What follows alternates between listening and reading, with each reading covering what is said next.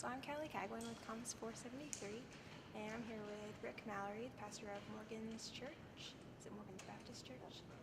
Okay, and I'm going to talk about the video, The War on God in America by the Wall Builders. And the video talks about the role religion played in the forming of America, and what do you think the role of religion is in government today, and how do you think that's changed over time? Well, Callie, I think the role of religion in government has somewhat been not completely eliminated, but certainly put aside in a lot of our public government, in a lot of our government situations today. It almost seems as though we are trying to appease everyone, but I think historically our founding fathers had a Christian ideal in mind when they were founding our nation. Some of our founders, such as Benjamin Franklin, one of the foremost statesmen of that era, said that our Constitution is right for the governing of those who are Christians and is inadequate for the governing of any other.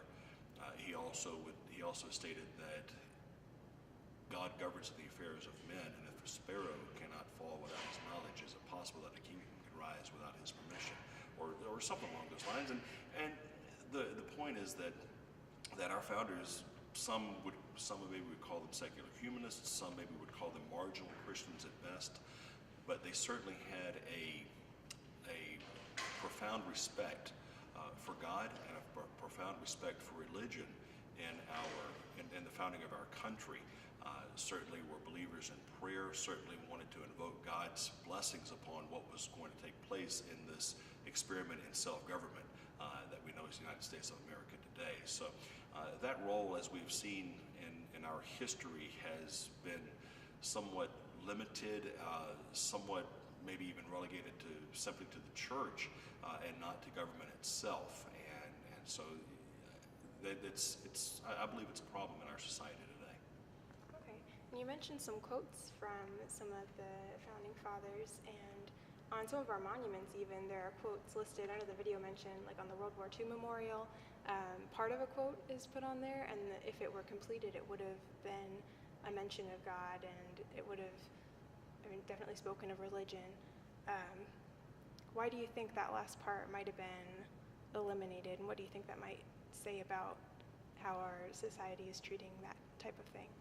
Well, again, I think that's a commentary on what we're dealing with in our nation, to be politically correct and trying not to offend those who may not share our same beliefs, but to stop short, for instance, in the World War II memorial, to stop short of what President Roosevelt would say, for instance, to invoke God's blessings and to completely, maybe it's an unfair statement, but to completely ignore the long prayer that President Roosevelt led our nation in rather, on the D-Day invasion, is, I think, to do an injustice to our history.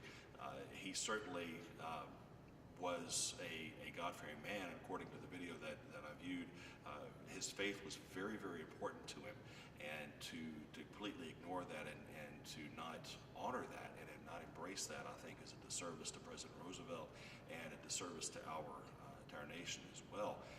And not only with President Roosevelt, but the video also mentioned President Eisenhower and the role that his faith played during his time as the commanding general with the armed forces in Europe, and also certainly as President of the United States, the profound role that faith played in his life, in his love of leadership that he was able to lead our nation in that time.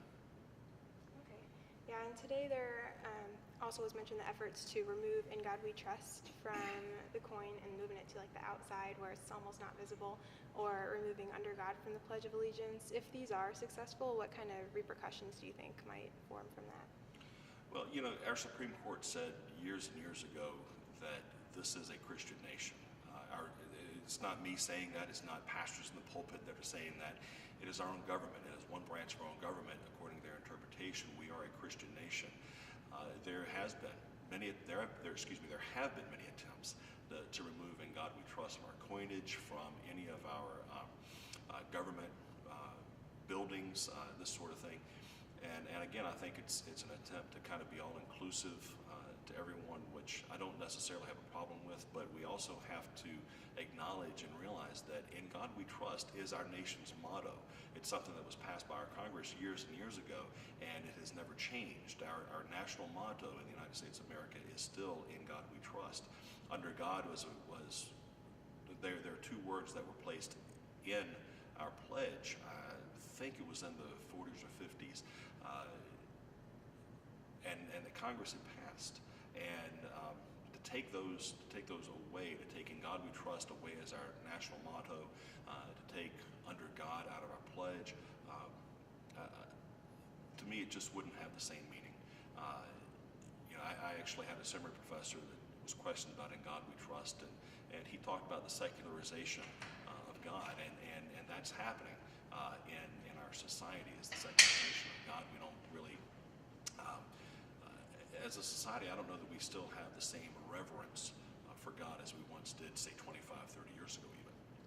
So fortunately, there are those of us who continue to want to embrace the motto "In God We Trust" as our national motto, and continue to keep "Under God" in our Pledge of Allegiance, because we are one nation, and we should be, by all rights, we should be under God and His authority and His providence. Okay. And there's a kind of a call to action at the end of the video. It's a little bit outdated. What kind of things do you think like the Church in America could do today to try to prevent some of this censorship? Well, I think the church is key. Back in the late 1700s, early 1800s, there was a gentleman that came over here and toured what was then the United States of America, and someone asked him what he believed the strength of our nation was, and he says because we're a good nation. And if we ever cease to be a good nation, we will cease to be a great nation. And he fully embraced and acknowledged the role that people of faith, that the church plays in our society. Dr. Jerry Falwell, of course, we're sitting on the campus of Liberty University, right just a few feet away from a great portrait honoring him in this grand ballroom.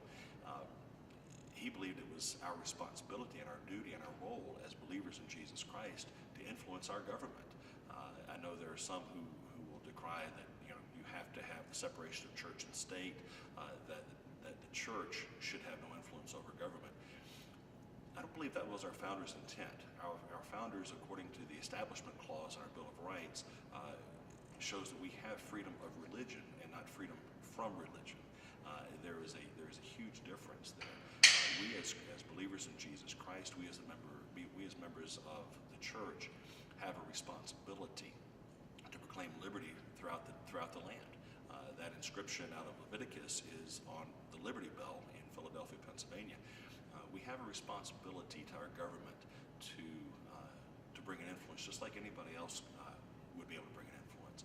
Where the separation of church and state, my belief comes in, is that the state will make no establishment of religion. However, our founders, I believe, as I stated earlier, had a profound respect and reverence for God, and acknowledged His role in our society. So the church, I think, plays a key role in influencing our government in the direction that we are going in as a society.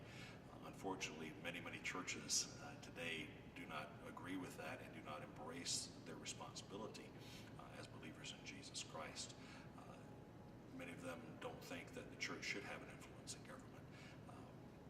I don't agree with that. I believe we should have as many born-again, Bible-believing Christians serving in public office as we possibly can to bring about real godly influence and godly change in our nation, to honor what our founders believed in, what they wanted to do, and again, this experiment in self-government we know is the United States of America.